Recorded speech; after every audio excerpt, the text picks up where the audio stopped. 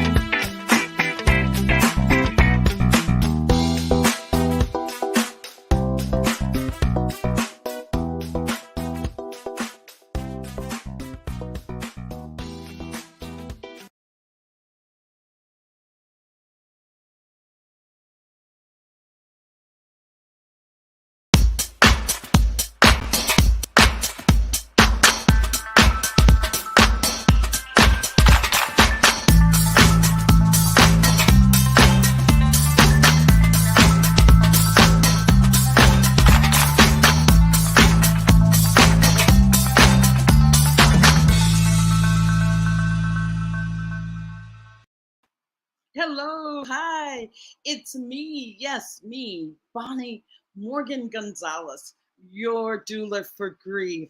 Good morning, good afternoon, whenever you're listening to this. I hope that you're having just the best day ever. And thank you for tuning in. And I do want to say happy 4th. I know some of you will be seeing this on the 4th of July. And just want to let you know that we're pre-recording this. It's a beautiful Saturday morning here in Jalisco. So I can't wait to get your feedback when you see this program. So thank you. I am a grief coach, a registered nurse, a religious science practitioner, and a licensed soul collage facilitator. My most important role is just being a human, a light here on planet Earth at this time. So just want to continue our conversation and dialogue on grief. And as I've said in each episode, that grief is caused by loss. And we experience loss in a myriad of ways. Divorce, relationships ending, aging, loss of a job, loss of some hope or dream that you held on to. And I do say that death is still the biggest loss we can experience, the mother of all losses, if you want to put it that way. And it doesn't even really matter the loss. The feelings that we have, the grief that we suffer is the same. And so loss is what we experience, and grief is what we feel. And my biggest desire here is to let you know that the superpower of grief is healing. And I found the most beautiful article a couple weeks ago around grief and mourning.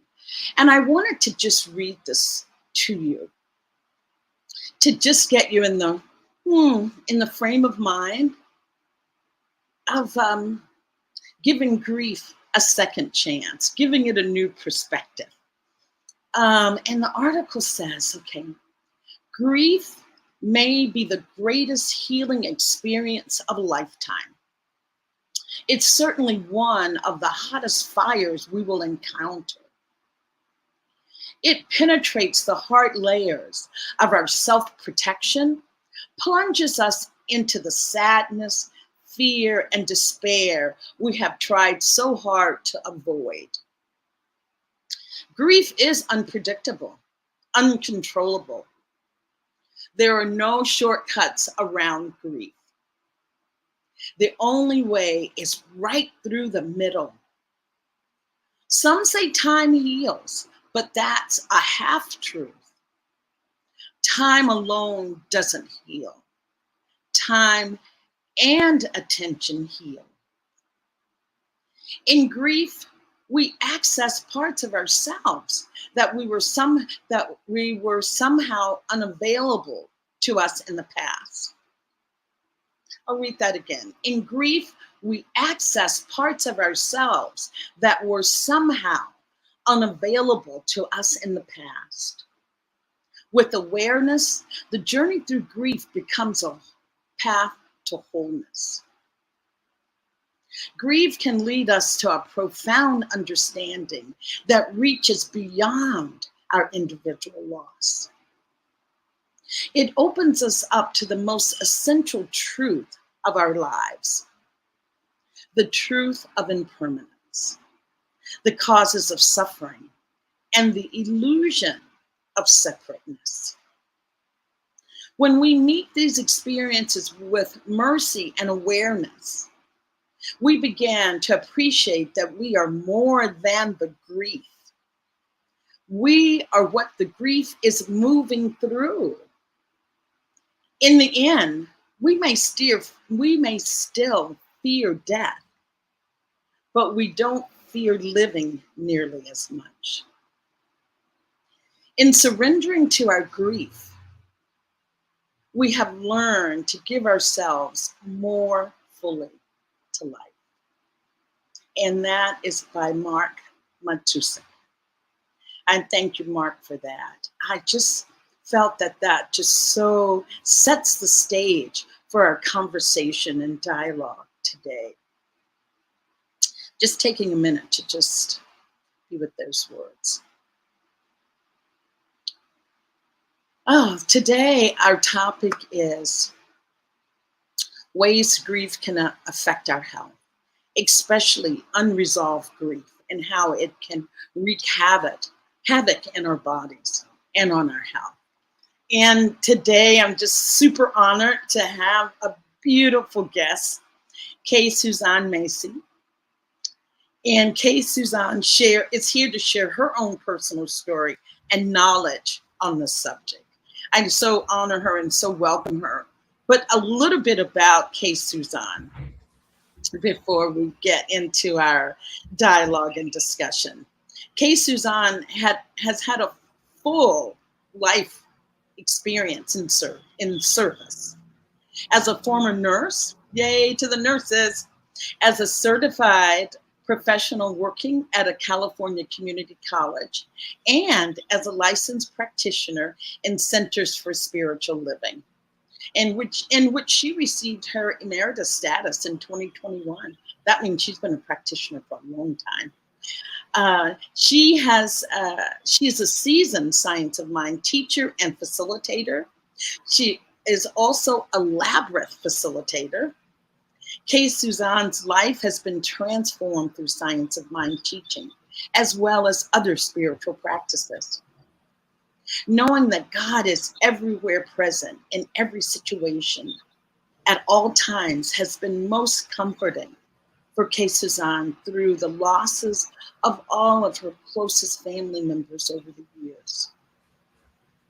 Embracing the principles of the science of mind philosophy has been a catalyst in her healing by bringing her into a deeper enlightenment and understanding. So welcome, welcome, welcome, K Susanne. It's just wonderful to have you here this morning, and just so delighted that you've said yes to the call to be here. So I just turn this over to you. Tell us a little bit about K Susanne and your life experience and your experiences with loss and grief and health challenges that can arise from unresolved grief. Thank you, Bonnie. It is most excellent to be here and to share this opportunity to explore into grief and how it affects our health in a myriad of ways. Mm-hmm. Well, a little about me. I have been, as some of my introduction said, in service for most of my life. I've been a caretaker for a great deal of my life. As I used to tell my close lifelong friends, when they were doing whatever people do in their 30s, I was a caretaker. I had my daughter, and my sister had passed away. I had my 2 small nieces and my aging mother. Yes. And in all of these experiences, one thing that has really marked a large part of my experience, as well as the experience in my family, is that we moved through several critical losses. When I was very young, when I was 21, my brother was murdered, and he was 33 years of age. He left 2 small children and a teenage daughter. And then that was the beginning of, it was in 1981. So toward the beginning of the 80s. And then in 1989, my sister, who was 36, died of an aneurysm and left 2 small girls. Well, what I experienced in these 2 particular losses, these were 2 of my mother's youngest children. She had 6 children, and 2 different sets, one in Texas and one in California and San Francisco. I was the youngest of the 3, but they were the 2 above me. And I saw my mother, who was a woman of great faith, but I saw her just really take these losses inward, not really sharing. And then it began to affect her health. I remember when my brother was murdered, she had to have a pacemaker inserted. And then at the end of the decade, when my sister died, she had to have another pacemaker inserted. And that one was had expired its effectiveness. I, for the first time, began to realize how the great loss of losing someone that meant so much in your life, it was a critical person in your life experience, could really, truly affect one's health. Yes. Now, working in the health field at that time, I certainly saw people who were going through a plethora of health challenges. But this was really the first time from experiencing it in my own personal life where I could connect. And therefore, I could really relate to some of my patients and their stories of losing their husband or losing a child or losing a parent. And then illness is the result that unfolded in their life. I began at shortly around that time when my sister made her transition to begin to explore new thought. I found it for me in my own process. I had taken a different path than my mother. My mother had totally relied on her faith and prayer. And I had gone into therapy, into group therapy and modalities of healing through my loss. But when I embraced new thought, and particularly science of mind, it became an avenue for me to really let go and explore and to expand into that healing process of grief, of letting go of the physical experience and embracing the spiritual and the everlasting experience, I would like to call it. Yes. So that's my story and how I began to recognize how grief can and does affect one's health. K Susanne, I wanted to ask you were talking about your mother, and it feels like that cumulative grief that comes into play when there's one loss after the next. Do you remember, did your mother have a support network. I know that you said she had her spiritual practice.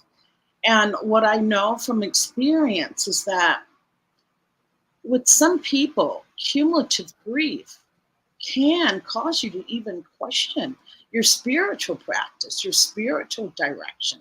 That can be on shaky ground. Do you remember how your mother moved through her grief? Oh, absolutely. Thank you. And that is very true. For my mother, as I said, she had a deep and abiding faith. She had a very strong community, a church community. Mm-hmm. She really, with both losses, there was a lot of support, and she delved into her spiritual community. She delved into her spiritual practices. She was a Seventh-day Adventist, part of the traditional Christian practice. And she found that to be of great comfort to her.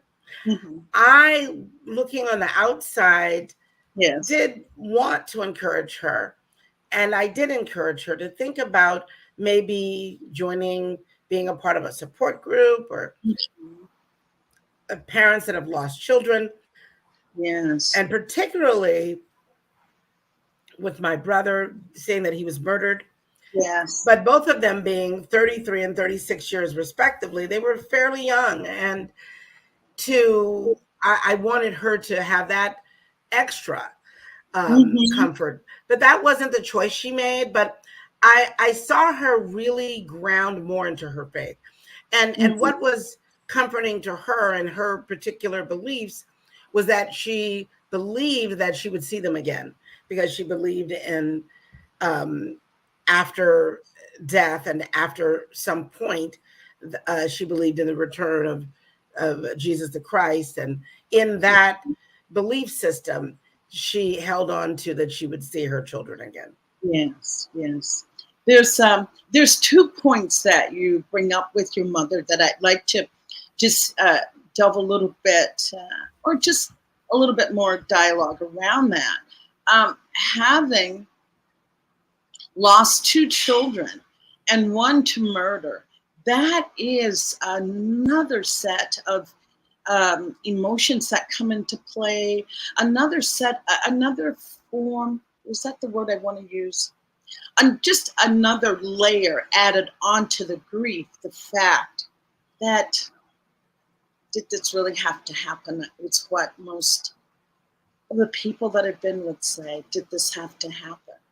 And there is something to be said about being supported by people that have experienced that same type of loss. And I feel that you were so right on to encourage her to seek out a support group that deals with the loss of a loved one through murder. And the same with suicide. Having those people that know exactly what you could be experiencing. And with your mother, was she open to that, or that wasn't? That wasn't really what she was open to. She really felt that all she really needed to do was to dig down deeper, as it were, into her spiritual rituals and attending church, being in the community, being around others. But I do say, as I, again, looking from the outside, I saw where it really affected her. And I believe not only the loss, but as you mentioned, having a child make a transition through the way of murder is a deeper trauma. And I saw that it affected her. And I know that I really believe, and she actually told me this, if it had not been for me and the younger ones, her grandchildren that she probably would have chosen to exit, not in the vein of suicide, but just in the vein of, okay, I'm done. I'm tired of life now. Yeah. Mm-hmm. What is it? The broken-hearted syndrome. Absolutely. People die from, spouses die from that, or people that just have had a traumatic loss. That's the broken-hearted syndrome. And that is real. So, K Susanne, it sounds like during that time, you were supporting your mother. How are you dealing with your grief? Did you have time? Oh, yes. Thank you. Thank you very much for asking that, because you're right. I was supporting my mother. Also, I might add that the year that in 1989, at the end of the decade, when her daughter, my sister, made her transition, less than 6 months later, her 100-year-old mother died. Oh, So it was a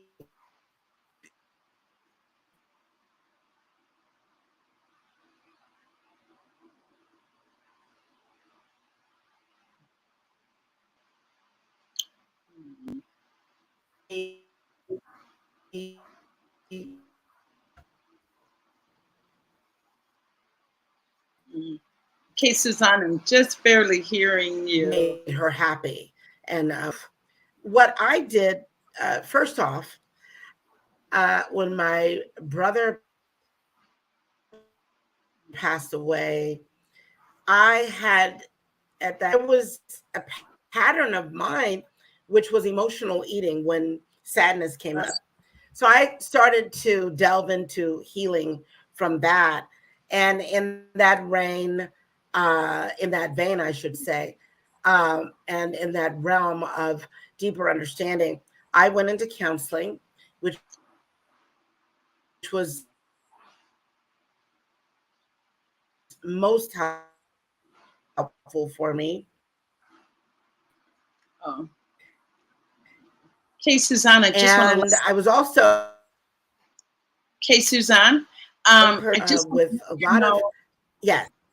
I just want to let you know you're freezing up, and so it's breaking up a little bit, and I wasn't able to follow the entire conversation. Oh, I'm sorry. So I was saying that during that time where I was supporting my mother as well, was also a time when I, as a 21-year-old, was in college and having, the experiences we have at that age. And so with the therapy that I went into, I also made sure that I had my community around me and had activities that were exciting or part of my passion to be a part of. And that's really what I did the first time. The second time, when my sister died and then my grandmother died, I had a small baby myself. And so it was really important to me to take time at that time I had moved from San Francisco to Sonoma County. So I took time to go out in nature, to go to the ocean and be sure that even if it was just a half a day, a week, that I would have some time for myself, for a nice drive, time to just be still. And that really helped me support my mother, because and then at that point, it was her health had really significantly changed. So it was supporting her emotionally, but also being the caregiver and the person to support her through the health challenges that she was having. Yes, and I hear you saying that you were taking care of yourself, going out in nature. It sounds like you had just this awareness that a lot of people in the middle of grief, and then with tons of responsibility, lose sight of that. And what would you offer to someone that is what is that called? The sandwich generation, that you're taking care of elderly parents, you've got your own life, and then loss comes into play. We'll say death, but also your own life is going with losses that are happening. What would you say to people that are feeling just this sandwich effect? Well, thank you for that question. I would say the most important thing first is to find yourself a supportive community, be it a spiritual community, be it a community of friends. It may be strong ties that you have in your work setting, but it is critical to find a supportive community. The next thing that I would offer is, if you are willing to find yourself at some sort of counseling. It could be group counseling. It could be one-on-one with a counselor. But it would be important to have that outlet, to have a place where you could go, you could talk about the transitions, the changes, the losses, the grief, how it is affecting you. But also you would have the ability of someone that could listen and hear, as well as offer resources. The next thing that I would suggest is that you just have to make what I used to call a date with yourself. You have to ensure that you have your own personal, some call it now me time, however you want to define it. Have your specific time, because that is critical, particularly in those spaces where you are sandwiched, where you have your elderly parents, you may have your own children, as well as you have work that you go to sustain your life. You are really squished in. Therefore, you need to feel that there is something that's just yours, that you determine, you choose, and you have complete autonomy over. Because many times when you are sandwiched in, you're moving along with what needs to be done. And most of it is out of your control. But when you pick something and choose something for yourself, then you feel like you, in the midst of all of the giving and the caregiving and the loving and the supporting and the compassion that you're giving to your loved ones, that you are giving that to yourself as well. That's the advice that I would give. Yes. And I think we're going to take a break. And when we come back from the break, I love that you talked about find yourself a supportive community, because I would like to give like 4 guidelines for the 4 friends that you should have. So why don't we take a break, and then we'll come back. And when we come back, I want to talk about not only the 4 friends that can be really instrumental or building your, what I call your grief spiritual squad. I want to ask you about the labyrinth walking and for healing. So we'll take a break and we'll come back with my special guest, K Susanne Massey, who is just a wealth of information and has true insight. So we'll take a break and come back.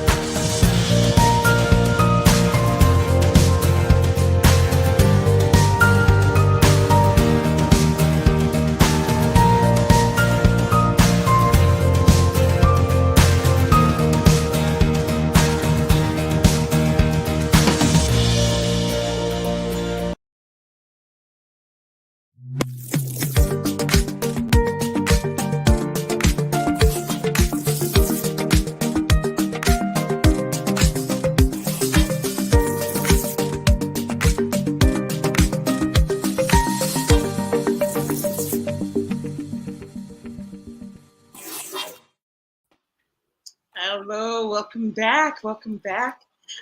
This Your Doula for Grief with my special guest, K Susanne Massey. And we were just having a really interesting conversation around the importance of having a good community of support while you're going through grief. And K Susanne, you spoke to that, saying that was instrumental in your own recovering. Correct? Yeah. Yes, absolutely. Absolutely.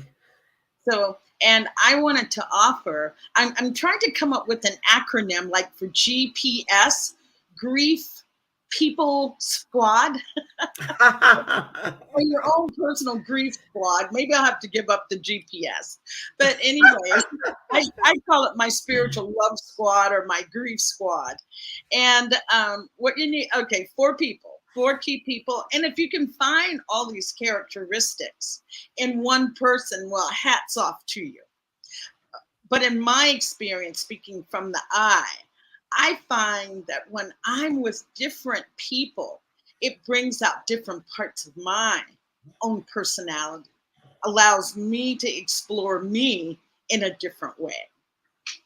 So the 4 that I say you need to have in your squad, number 1 is someone that has experienced the same type of loss that you have.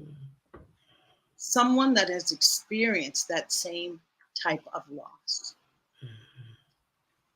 Number 2 is somebody that treats you just like normal. Hey, girl, come on, let's go check out a movie. Come on, let's go for margarita night down at the Taqueria. Or what? Somebody that just lets you just remember that you are alive without any other agenda, no strings attached. You're alive and you're here to enjoy life.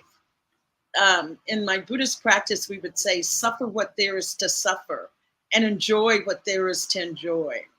That life offers both. No one can escape sadness and hardships, not even a Buddha or a sage. So you just need somebody that lets you just have fun. And the next one, which is really hard, is somebody that will just listen. Somebody that will just listen, let you pour your heart out, not move to make you feel better, like, oh, girl, that's okay, you know, you're going to be. No, somebody that just listens.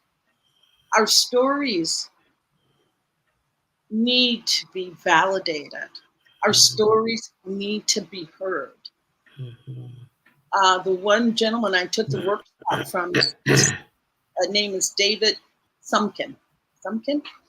And he says that he hires someone, not hires, he says to a friend, hey, I'll take you out to dinner, I'll pay for dinner if you'll just listen to me. I've got this, I just need someone to listen. And he says, yes, he takes them to dinner.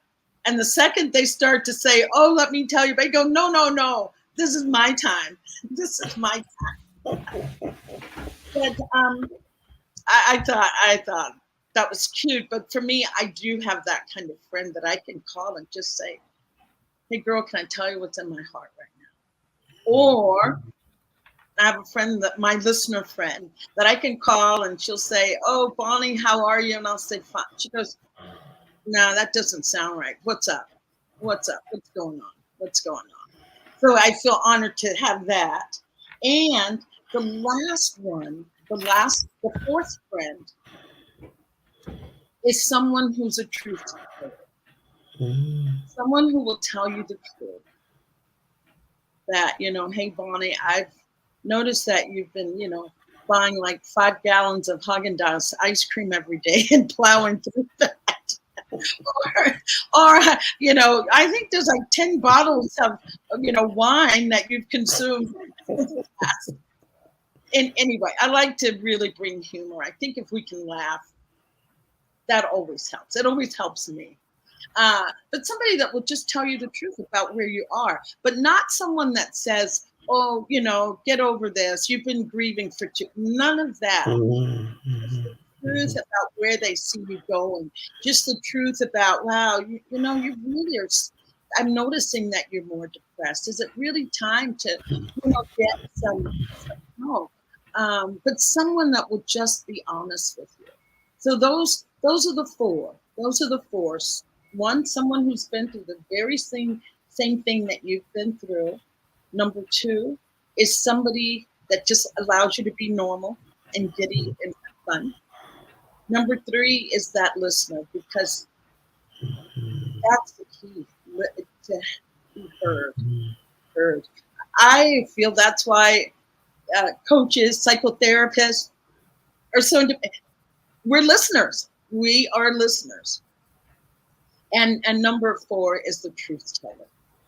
So that makes up the spiritual squad, or the grief squad. The grief squad.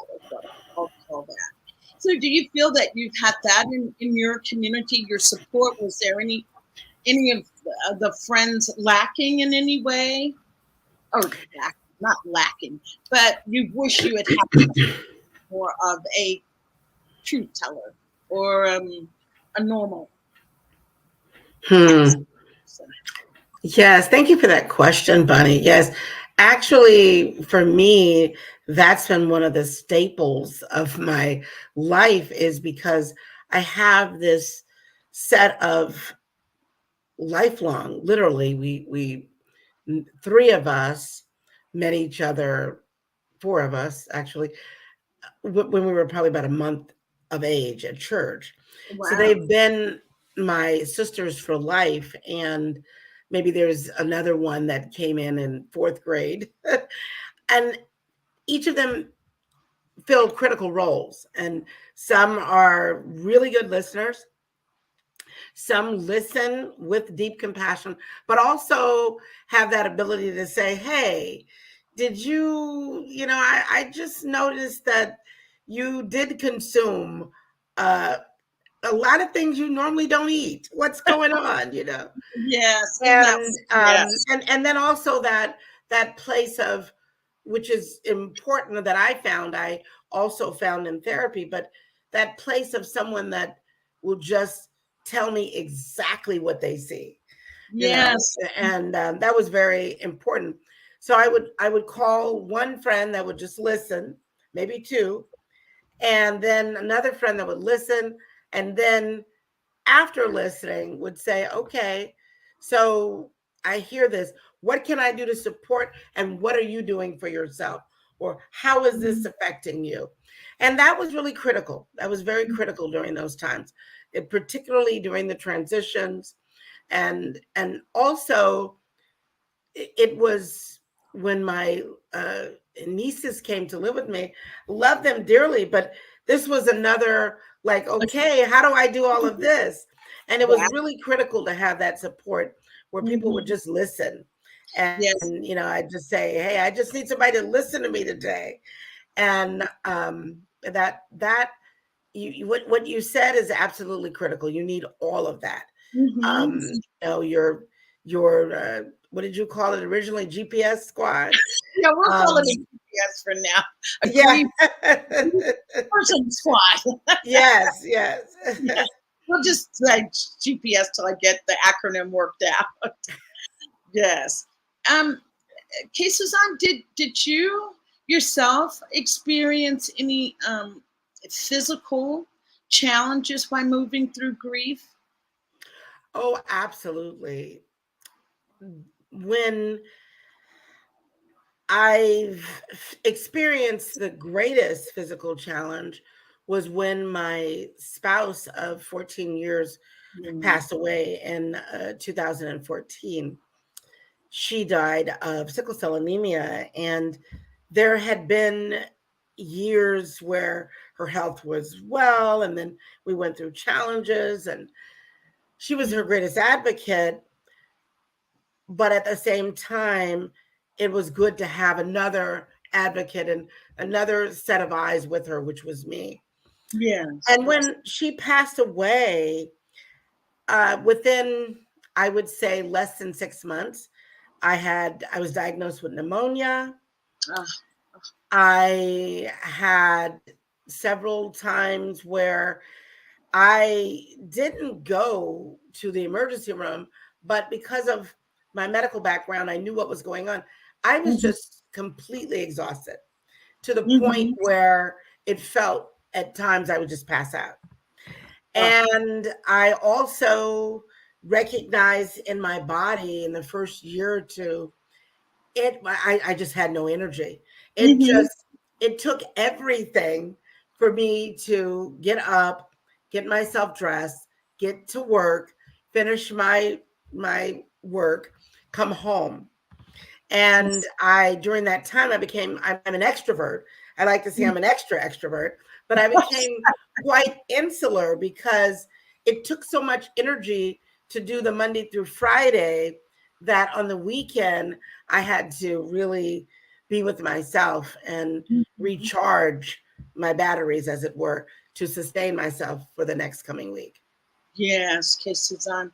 And I just want people to know, and if they don't, maybe they do already, but to remember that when we grieve, when we receive that information, it's even if you were expecting someone to die, if you're having anticipatory grief, when it happens, it is a shock. It is, even though you feel like you've mentally prepared, but it's still a shock. And what I was going to say, it throws our body into that state of shock. Cortisone levels rise. It's this.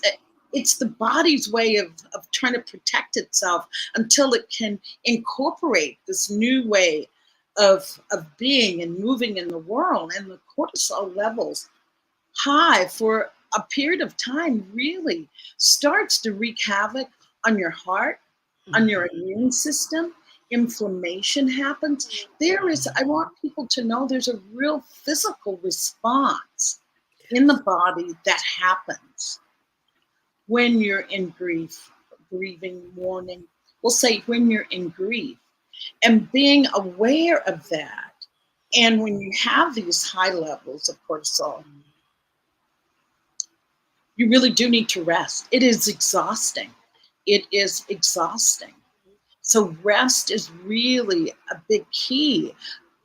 And it's unfortunate because if you're dealing with the loss of a death, there's so many things that's happening that needs your attention that that rest is kind of the last on the list. Um, I just wanted to ask your greatest, your biggest support system after the loss of your spouse, which I'm just really just heartbroken for you to lose your spouse. That's someone that knows you intimately. So, you need, who was your greatest, or what was your greatest support during that? Thank you for asking. One great support system was my daughter. She had moved in to help care for my spouse toward the last year of her life. And in fact, around the last few days when she was making her transition, my daughter, who worked nights, would come in and she would help me clean her up and turn Mhm. her when she came in the morning. And then she would help before she left at night. And she was a great support system during that time. Another life uh, support system for me were certainly my group of sisters, my lifelong friends, Yes. but Mhm. also my nieces that I'd raised, or like my daughters. Each one of them had uh, one had a toddler, and then shortly after my wife passed away, the other had a baby. And those little ones Ah, they were just amazing to my time of support. They were great comfort to me. And the toddler had been quite fond of my spouse, and he called her Grampty, and he called me Tutu. So he would talk about her, and we could talk about her together, and that was just precious. So uplifting to my soul. So that's where my biggest support came during that time of moving through grief and loss. And then I also I went to a group therapy of the individuals that had losses on various different levels, and I found an online grief group. And this online grief group, another great support was, because I'm a writer as well, I could write about it. And those in the group, they would comment and they would encourage me, and we had a retreat coming together on Whidbey Island in the Puget Sound, actually about less than 2 years before my wife passed away.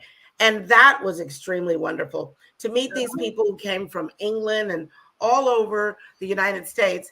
And we're on this beautiful island, and we could just talk about our grief. And one night we did this ritual where we just took plates and threw them against a wall. Oh my goodness. It was so good just to throw those plates and do a little cursing and just let it all out, So that was the journey of what held me and helped me to move toward a place of going from the deep grief to a place of holding my dear one in my heart and moving forward, and living life big and bold for both of us.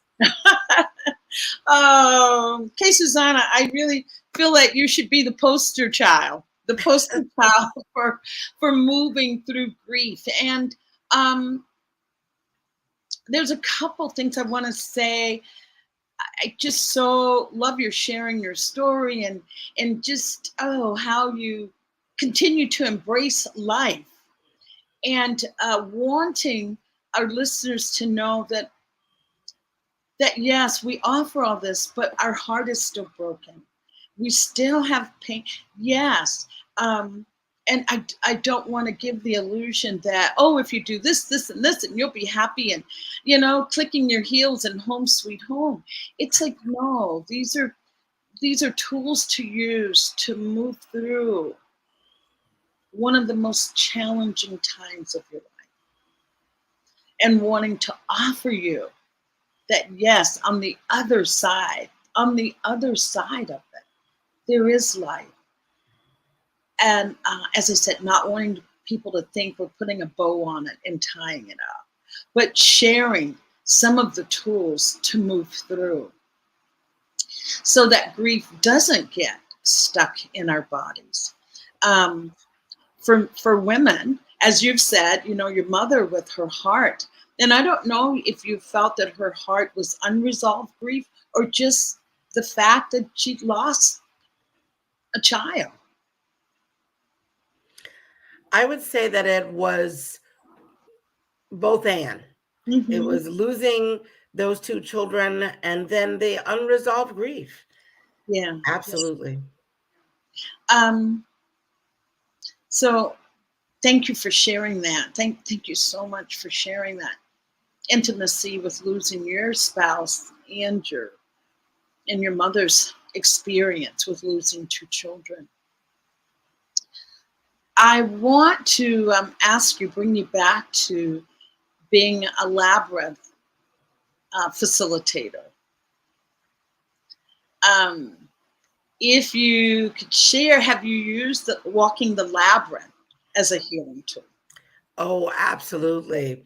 I already had my practices, my spiritual practices that have transformed my life, but I began walking the labyrinth in the early part of this century, and at a conference, actually at a Science of Mind conference, and it was transformative. And I started studying about it and bringing it more into my life. I would find there's a labyrinth locator that you can find online, and I would walk labyrinths on hillsides. I'd go to Grace Cathedral in San Francisco, other communities, other churches in the area in which I lived. And I found it just amazingly uplifting and supportive to my soul. I would walk labyrinths in the morning before I'd go to work. I would walk them in the evening, on the weekend. I found also tools or labyrinth, canvas labyrinth, a small canvas labyrinth, other various little smaller labyrinths that I could use with my hand, so I could do like what we call a finger walk. And all of it was just uplifting to my soul. And I had always said that I wanted to go to Chartres, France, and take the labyrinth facilitator training. Well, as life kept happening and went on, finally during the pandemic, around the fall of the pandemic, in September, which was also the year I turned 60, I decided, I'm going to do it. And I can't go to Chartres, but they had it online, and I took the training, and it was just amazing. And I've been facilitating labyrinth walks, a lot of them finger walks online, but also looking forward to facilitate more in person. But it has just been a wonderful transformation, and it has been a tremendous healer when I was moving through grief. Wow. Oh, wow. There's so many things I want to say to that, but here's what I want to say. My experience with the labyrinth, I do a process called soul collage, and they had a labyrinth walk, and my mother had to just transition. So I took her picture, held it close to my heart as I walked the labyrinth.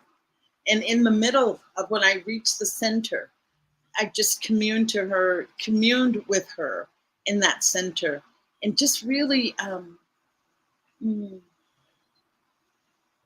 incorporated her spirit as I exit and walked out. And that was really healing. My mother and I didn't have the best relationship. What is that, TMI? Anyway, that was a way of really healing even that rift, that tension that I felt.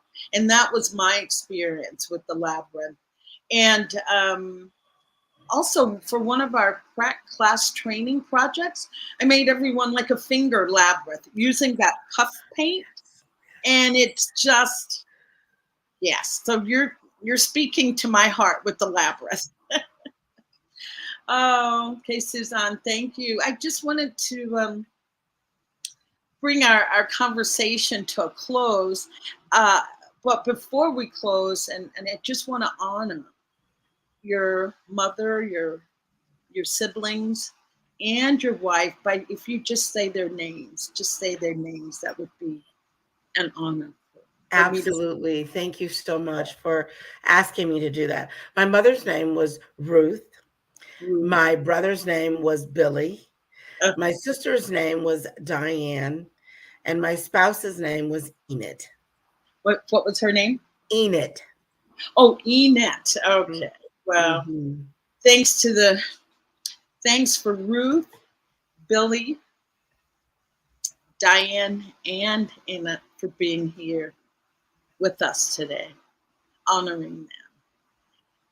So I didn't know if there's anything else that you would just like to share with someone who may be, it just sounds truly like cumulative grief and having any kind of physical challenges.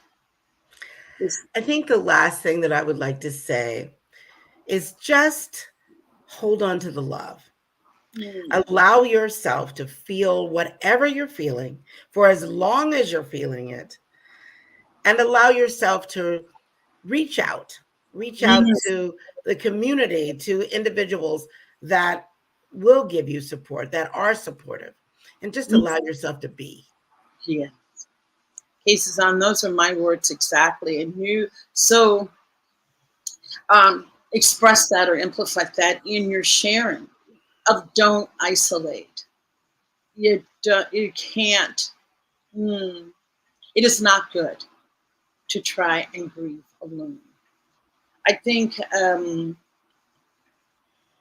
Bell Hooks said it best, that you can't heal in isolation, that you cannot heal in isolation.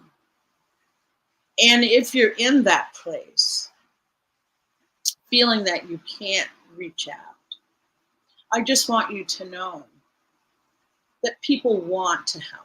We really are, that's our desire. We are social creatures, and you can believe that somebody wants to hear from you today. And if you're on the other side, that if you know of a friend or loved one who is in grief or grieving the loss of someone, or a loss, or that is in grief, you reach out, you do the legwork. And I do say this all the time. Do not say to a person who is in grief, call me if you need me, I'm here. Call me if you need me. They're not going to call. The better thing to say is that I'll be checking in with you. I'll check in with you next week, or I'll check in with you whatever day is good. And just keep that commitment. But just knowing that when people are in grief, it's really, as I said, it's exhausting to grieve, and they may not have that bandwidth to even reach out. So I just want to say, I don't know where the time has gone, K Susanne. It has flown by. And I feel so privileged to have had this time with you to share, you know, your deepest personal stories. And I just thank you for doing that. And I know Ruth, Billy, Diane, and Enid are all right there on your shoulders. Yes, right there loving you up. So thank you for inviting me. Yes. So I just want to thank everyone for watching Your Doula for Grief. And I just want to thank New Thought Media Network for having a platform that just allows for honest dialogue, for deep, soul-stirring dialogue. Also, if you need prayer, you can send in prayers to New Thought Media Network. I'm sure Diego put the banner up. Thank you so much. Prayer at ntmedia.org. Really, don't do grief alone. Your story needs to be heard. Your story needs to be validated. So just don't do this alone. Make a donation to New Thought Media Network so that we can continue to bring you just top quality programming. And I am honored and privileged. So enjoy until next time. Thank you.